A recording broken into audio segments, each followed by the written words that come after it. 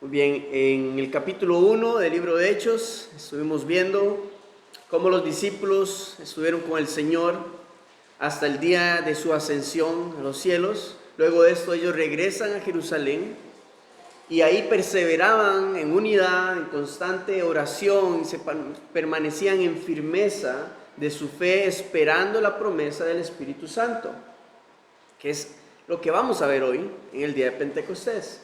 Solo que es muy fácil para nosotros hoy saber cuándo iba a suceder, pero para ellos esto era una prueba de fe. Era una prueba de dónde estaba su confianza, de dónde estaba su esperanza, porque ellos no sabían cuándo iba a suceder. Tenían solamente la promesa del Señor de que Él enviaría su Espíritu. Y lo que podemos ver en el capítulo 1 fue que ellos perseveraban unánimes en el aposento alto, que eran alrededor de 120 personas las que estaban ahí reunidas, y estaban esperando activamente a que la promesa del Señor viniera sobre ellos. Durante este tiempo, Pedro toma liderazgo en el grupo, toma liderazgo en la misión, y vemos cómo él junto a los otros 10 apóstoles comienzan entonces a ver cómo poder llenar la vacante que había dentro del grupo de los 12. Echan suertes y cae sobre Matías para poder completar el grupo de los 12 apóstoles, los cuales el Señor va a usar para fundamentar o para fundar su iglesia y también para difundir el evangelio de salvación, no solamente en Jerusalén, no solamente en Israel, sino también en las otras naciones. Así que para este día que tenemos el capítulo 2, vamos a ver el cumplimiento de la promesa, el derramamiento del Espíritu Santo sobre los discípulos, y también tenemos en el capítulo 2 la predicación de Pedro, en donde alrededor de 3,000 personas van a venir a los pies de Cristo, poner su fe en Jesucristo. Y estamos hablando de judíos, tanto judíos provenientes de otras naciones, extranjeros, sino también judíos propios que vivían en Jerusalén, en Israel. Entonces, esto veremos en el capítulo 2, pero hoy vamos a estudiar solo la primera parte. Entonces, iniciamos en versículo 1. Dice Hechos 2, capítulo 2, versículo 1. Cuando llegó el día de Pentecostés, estaban todos unánimes juntos. Día de Pentecostés, esto era la fiesta de las semanas, así se conocía. Y era la segunda fiesta más grande de las 3 fiestas anuales que convocaban multitudes de personas en Jerusalén. No solamente judíos propios de esta región, sino que también venían hermanos o judíos hebreos de otras naciones que en manera de su culto y de su religiosidad venían y peregrinaban hasta Jerusalén para esta celebración. Y lo que celebraban era las primicias de las cosechas. Así que en este marco, qué mejor marco, ¿verdad?, de celebración, el Espíritu Santo va a ser derramado y hoy vamos a recordar y vamos a celebrar junto con ellos la cosecha de las primeras almas que vienen a Jesucristo después del derramamiento del Espíritu Santo. Entonces, esta celebración se da 7 semanas después de la Pascua, o sea, 50 días después de la resurrección de Jesucristo, 10 días después de la ascensión del Señor, y nos dice al final del versículo que en el marco de esta celebración estaban todos juntos, unánimes. Y esto es una característica que tiene la iglesia primitiva, que habitaban juntos, perseveraban juntos, unánimes, buscando estar en un mismo sentir, en un mismo espíritu, con un mismo objetivo. Y esto nos habla a nosotros el día de hoy, para también tomar este ejemplo de cómo deberíamos de perseverar en unidad como iglesia. No solamente de manera congregacional, sino también fuera de la congregación, fuera del templo, en nuestros hogares. Y no nada más como una reunión social, sino que nos habla de que ellos perseveraban en oración, en la meditación de la palabra. Y no es que vamos a andar haciendo reuniones de oración y estudios bíblicos todos los días en todas las casas. Se podría hacer, pero el principal objetivo es la convivencia, de que todo gira en torno a Cristo, sabiendo ellos que están esperando activamente al momento en el que la promesa del Espíritu Santo viniese sobre ellos, porque ellos tienen una tarea, tienen una misión. Jesús les ha dado una gran comisión, que era difundir el evangelio de salvación. Y esa misma tarea, esa misma misión la tenemos hoy nosotros también como iglesia. Así que deberíamos estar esperando activamente, no pensando en cómo estoy yo, en si el Señor me da o no me da, sino en cómo el Señor quiere usarnos.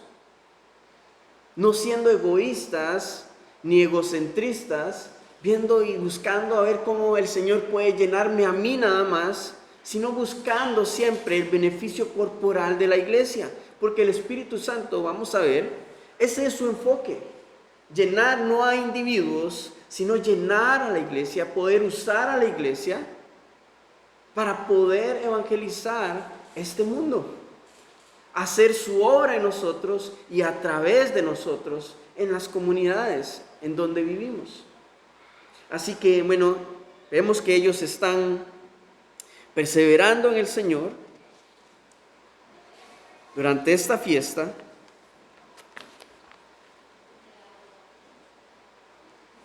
Están siendo probados en su esperanza, tienen que esperar. No saben cuándo el Señor va a derramar su espíritu, pero ellos perseveran. No debemos obviar de que ellos son solamente personajes tan espirituales. Son seres humanos como usted y como yo. Y usted sabe muy bien que a veces la espera no es grata. Y la espera muchas veces no es lo más emocionante que puede haber en esta vida. Nosotros sabemos que ya el Señor va a derramar su espíritu. Ellos no lo saben. Ya han pasado 10 días desde que el Señor ha ascendido a los cielos. Pero ellos tienen conciencia de que el Señor va a cumplir su promesa.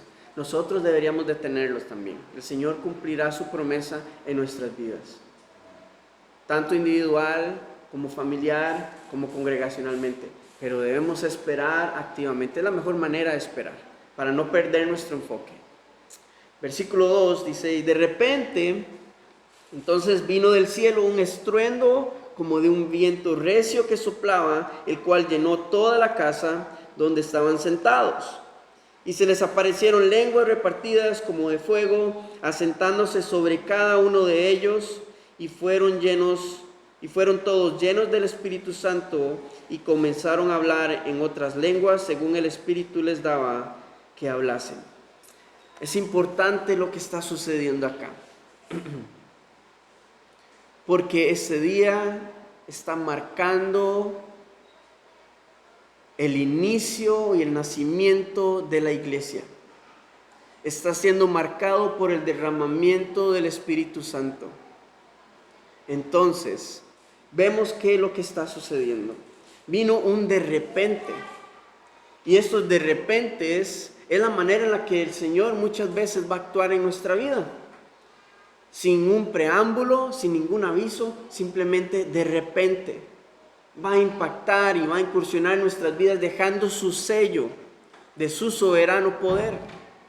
Así que de esta manera vino este viento del cielo, dejando evidencia de que es algo divino, de que no fue de que en este día había un clima ventoso en Jerusalén, no, sino que fue algo que vino del cielo, nada manipulado por los hombres, nada humano, sino que todo fue divino.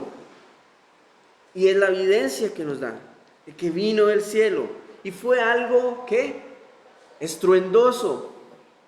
Más adelante vamos a ver que este estruendo llamó la atención de todos los que estaban en Jerusalén. O sea que no fue solamente en el lugar donde estaban los discípulos, sino que fue algo en toda esa área de Jerusalén que fue audible.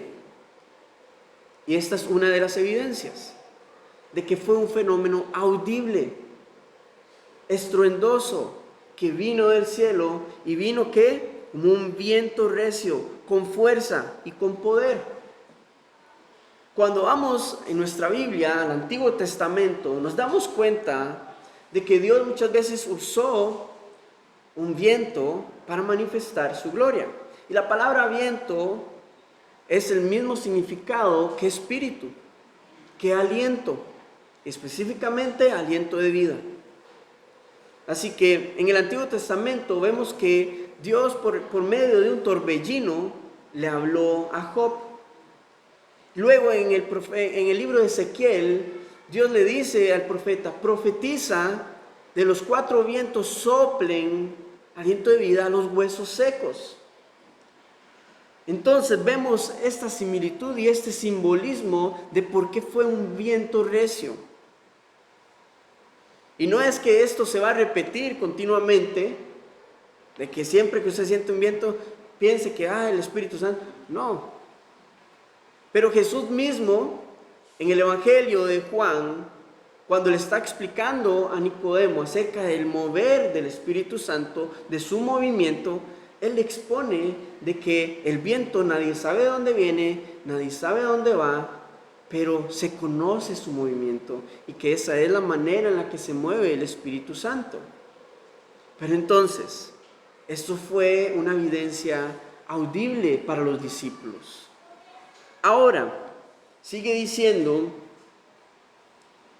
en el versículo 3, se les aparecieron lenguas repartidas, dice, como de fuego. ¿Y qué pasó? Asentándose sobre cada uno de ellos. Y acá tenemos un fenómeno visual. En el Antiguo Testamento, Dios se manifestó a Moisés a través de ¿qué? De una zarza ardiente que no se consumía. Porque esto era el simbolismo de la presencia de Dios. Más adelante en el libro de Éxodo también nos habla de que cuando Dios está dándole los 10 mandamientos a Moisés, en el monte Sinaí hubieron truenos, relámpagos, humo y fuego, porque Él estaba en su presencia. Y luego, durante 40 años, la presencia de Dios a través de una columna de fuego en las noches iba guiando al pueblo de Israel en medio del desierto. Entonces, acá no tenemos una columna de fuego, sino que tenemos fuego repartido, que se asentó sobre cada uno de los 120 discípulos que estaban en aquel lugar. Entonces, ellos lo escucharon, lo sintieron, pero también lo estaban viendo, cómo la presencia de Dios estaba comenzando a posarse sobre cada uno de ellos, como una forma de fuego. ¿Y qué fue lo que pasó? Se manifestó a través de un don del Espíritu. Las lenguas repartidas. Y la palabra acá, lenguas, es la palabra glosa, que significa idiomas y dialectos que no habían sido enseñados a cada uno de ellos, o sea, eran dialectos e idiomas que ellos no conocían.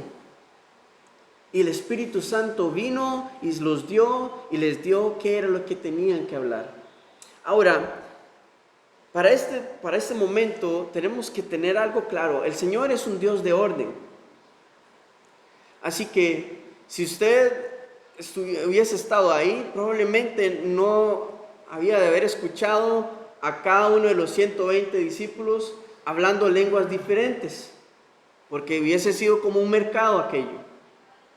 Más adelante vamos a ver que la multitud comenzó a identificar que sus lenguas, sus dialectos, su idioma materno, y estamos hablando de extranjeros que venían de otras naciones, comenzaron a comprender de que ellos estaban proclamando las maravillas de Dios.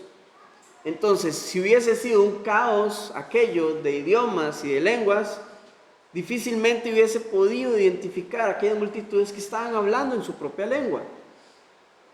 Entonces, tenemos que saber de que esto funcionó de una manera ordenada. el Espíritu Santo les iba dando paso a paso qué debían de hablar, en qué lengua tenían que decirlo y qué tenían que decir. De nuevo, esto es importante porque es la única vez que vamos a ver esta manifestación del Pentecostés en el Nuevo Testamento. En las otras ocasiones que el Espíritu Santo es derramado sobre creyentes, estamos hablando en capítulo 8 y capítulo 10 de Hechos, se manifiesta, sí, a través de las lenguas, pero no con las características que vemos acá. Porque esto fue un momento específico que está marcando el derramamiento de la promesa del Espíritu Santo y el nacimiento de la iglesia. Por eso es algo exclusivo de este tiempo y en este momento. ¿Y por qué es importante? Porque el hecho de que el Espíritu Santo sea derramado sobre cada creyente no quiere decir que todos van a tener, que todos los creyentes se van a manifestar de la misma manera, con el don de lenguas. Esto es un error pensarlo. Y que si usted no tiene el don de lenguas, entonces el Espíritu Santo no ha sido derramado sobre usted. Esto es una mentira. Porque el Espíritu Santo nos dice en Efesios, en Romanos, en 1 Corintios, tiene multitud de dones. Diferentes dones en los que puede manifestar su derramamiento, la llenura en cada creyente. Y un ejemplo de esto, por ejemplo, puede ser el don de servicio, el don de hospitalidad.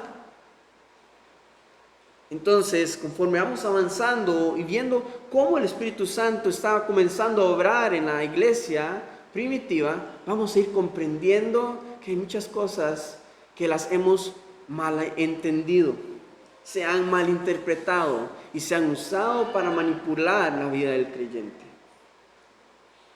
Continuamos.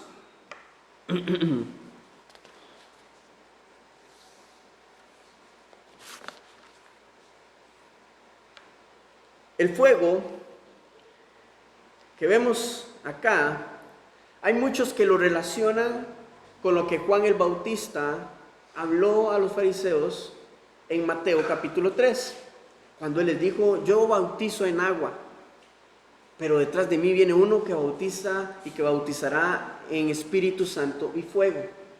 Así que posiblemente esto es lo que estamos viendo, como el Señor está bautizando a los discípulos a través de su Espíritu Santo y fuego.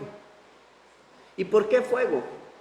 Vimos que entonces es la presencia de Dios, pero también el fuego bíblicamente en ciertos momentos ha sido usado como una representación de purificación espiritual. Y esto es lo que el Espíritu Santo está haciendo en los discípulos. Los está limpiando y purificando y llenando con su llenura para hacerlos aptos para la obra del Señor. Lo está haciendo en este momento y sabe, para nuestro gozo, actualmente Él lo continúa haciendo. Él llena con su llenura a cada creyente para limpiarnos y purificarnos. ¿De qué manera? El Espíritu Santo es el que trae convicción a nuestro corazón de todo pecado. Es el que trae convicción para arrepentimiento. Entonces, Él purifica de esta manera nuestra vida, porque nos invita a venir delante del Señor en arrepentimiento, en perdón y en dar nuestra vida a Él completamente. Y entonces es donde Él nos llena de tal manera que nos hace aceptos delante del Padre para ser usados por Él para su obra y para su gloria. Entonces, por eso es que vemos ese simbolismo de por qué el fuego asentado sobre cada uno de ellos. Y de nuevo, este es un acontecimiento que no se va a repetir con estas características, pero sí se manifestará de diferentes maneras. Que el Espíritu Santo de nuevo tiene dones diferentes que va a llenar y que va a dar a cada uno de los creyentes, conforme a su voluntad. No se mide de si usted tiene el don de lenguas o no. Y creemos en nuestra iglesia de que el día de hoy este don aún permanece, pero el Señor lo da conforme a su obediencia, a su voluntad, bajo su soberanía y su poder, en el momento en el que Él guste hacerlo. Amén. Continuamos porque dice, versículo 4, en la siguiente parte, dice que fueron todos llenos del Espíritu, comenzaban a hablar en otras lenguas, según el Espíritu les daba que hablasen. Moraban entonces en Jerusalén judíos, varones piadosos, de todas las naciones bajo el cielo. Y hecho este estruendo, se juntó la multitud y estaban confusos porque cada uno les oía hablar en su propia lengua. De nuevo, hay dialectos e idiomas conocidos en los que los discípulos están hablando. No fue algo que ellos aprendieron, sino que es el Espíritu Santo haciéndolo a través de ellos. Y podemos comprender por qué.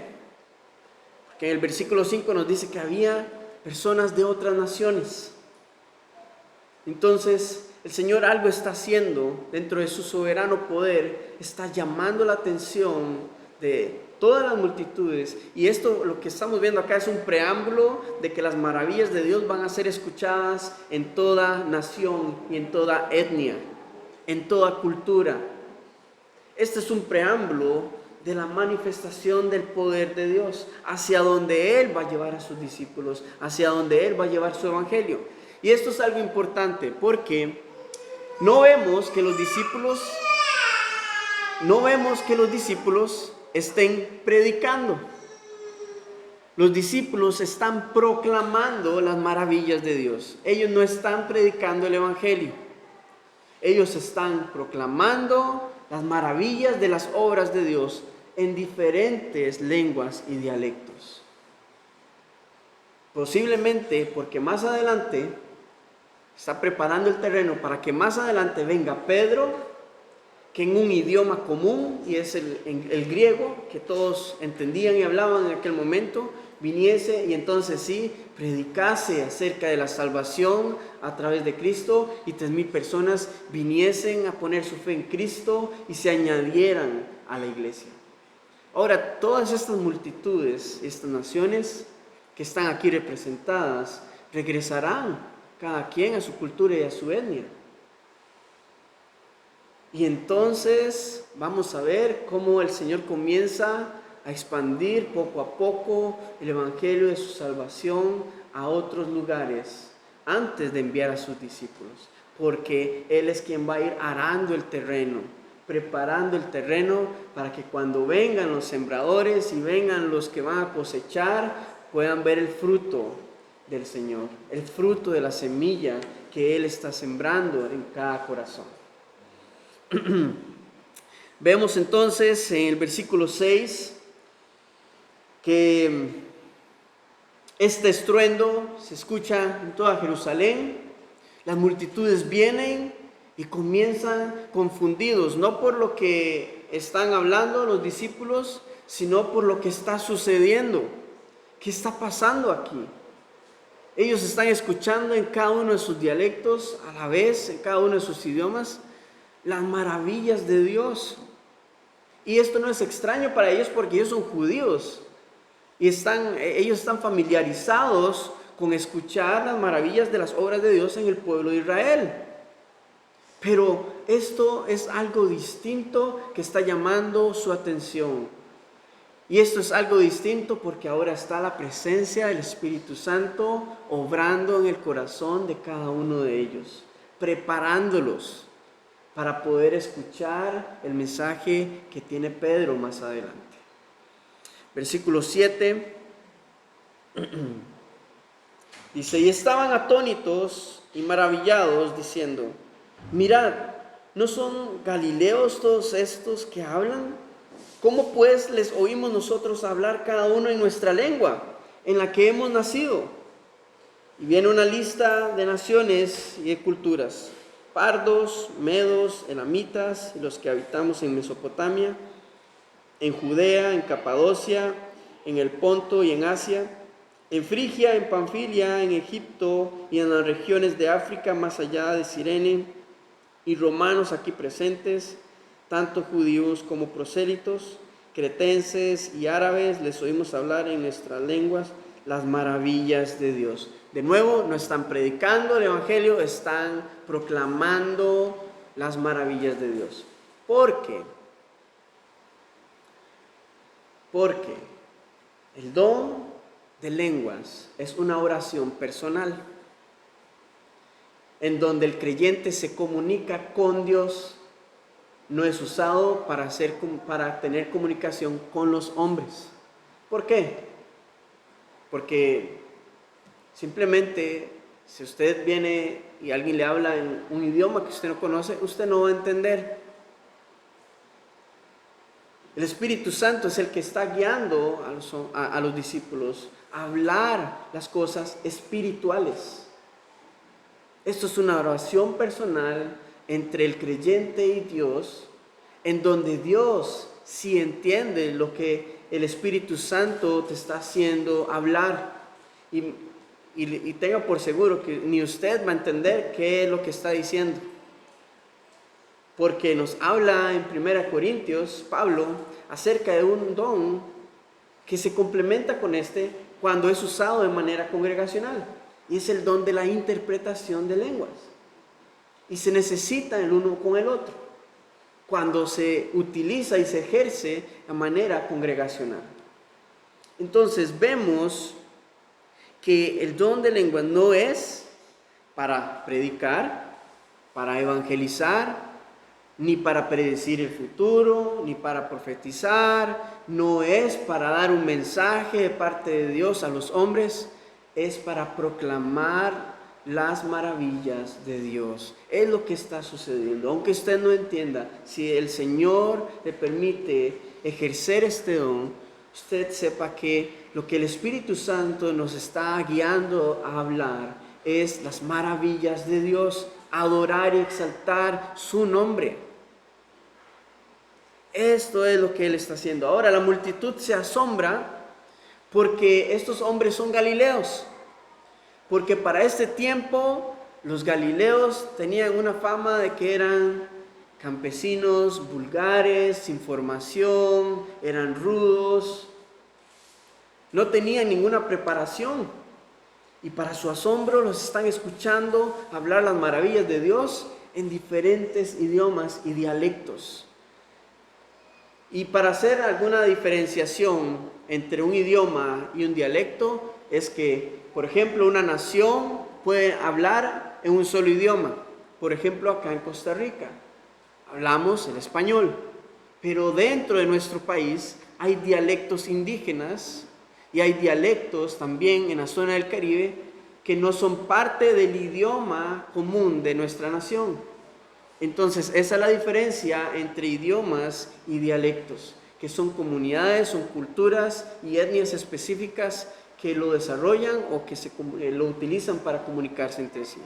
Bueno, los discípulos están hasta eso, hablando dialectos diferentes, no solamente idiomas. Entonces, por eso esta multitud está maravillada de lo que está escuchando. Ellos están impactados por lo que están presenciando. Y de nuevo, es un momento único que marca el nacimiento de la iglesia y el cumplimiento de la promesa del Espíritu Santo viniendo a morar y siendo derramado sobre los discípulos. Ahora es importante también que podamos comprender respecto al don de las lenguas. Pablo en 1 Corintios, capítulo 12, capítulo 14, le habla a la iglesia de cómo se debe ejercer este don. No todos los cristianos, no todos los creyentes van a poder tener el privilegio de tener este don. El Espíritu Santo va a dar conforme a su voluntad. Pero lo que sí le explica a la iglesia también es cómo se ejerce. Usted lo puede ejercer de dos maneras. Manera personal, en su tiempo de devocional. El Señor puede venir y puede venir con su llenura y darte el don de lenguas. Y gloria a Dios, porque es para edificación tuya y edificación de la iglesia también, pero también se puede ejercer a manera de asamblea, o sea, en la congregación. Pero Pablo habla acerca de requisitos específicos, que se haga de manera ordenada, que se haga con el cuidado extremo de que haya la necesidad de que otro creyente tenga el don de la interpretación, para poder comprender qué es lo que la persona, lo que el Espíritu está hablando y está proclamando a Dios, para que la congregación no tenga confusión, sino que comprenda que es el Espíritu Santo trayendo alabanza y exaltación a Dios. De nuevo, no es para un mensaje de la iglesia, no es para proclamar alguna profecía, sino que es un lenguaje espiritual entre el creyente y el Señor. Eso es importante para no confundirnos y no ver shows, ¿verdad? En donde más bien es la persona la que se está llevando la atención y toda la gloria, entre comillas, aparentando ser lleno del Espíritu, cuando en realidad es un éxtasis emocional. Por eso es importante poder ver bíblicamente cómo el Señor nos guía y nos enseña acerca de los dones del Espíritu, ¿verdad? Porque es para su gloria. Es una de las maneras en las que Él quiere manifestar su poder. Versículo 12 dice: y estaban todos atónitos y perplejos, diciéndose unos a otros: ¿qué quiere decir esto? Mas otros, burlándose, decían: están llenos de mosto.